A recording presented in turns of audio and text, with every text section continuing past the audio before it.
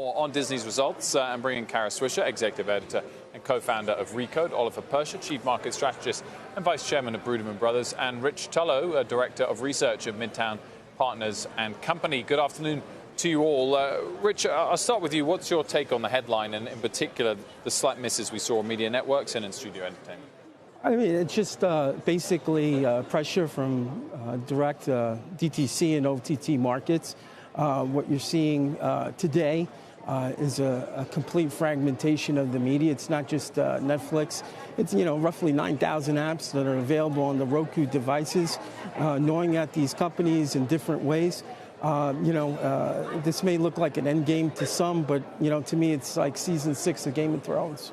So, Oliver, broadcast was a miss, cable was a miss. Clearly, that's been the, few years now story. Yep. We knew ESPN was a problem.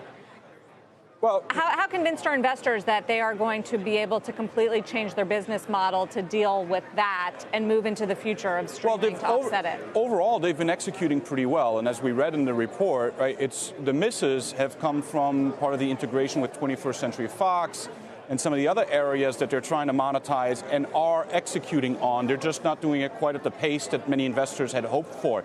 To us, the bottom line is, and we still continue to like Disney, they have one of the largest catalogs of content out there. They have the largest movie studio that, generally speaking, they're doing very, very well with. So a single quarter miss does not change the story for us at all.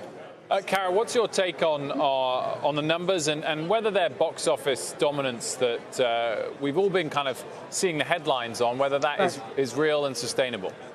Well, I think it is. I think when I talk to a lot of people in Hollywood, they think Disney is it. And when I was writing about issues around tech companies being broken up, at least 4 or 5 Hollywood people wrote me, should Disney be broken up, which was kind of odd to hear. I think they dominate in content. They dominate in the studio business. Bob Iger is a terrific executive in that regard and really has a taste for where the future is going. I think the question is what happens with their streaming, which they have gotten to very late.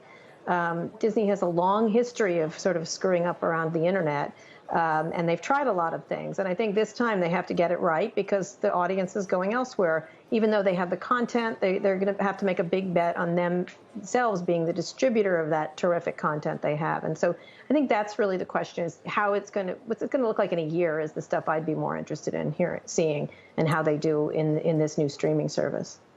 I mean, Wall Street's optimistic, Kara. The stock's up 30% so far this year, one of the best performers. They liked the announcement of the price on Disney. I mean, Netflix had a stumble last quarter. I'm just wondering how you see the streaming war shaking out over the next 12 months. Who are the winners and who are the leaders?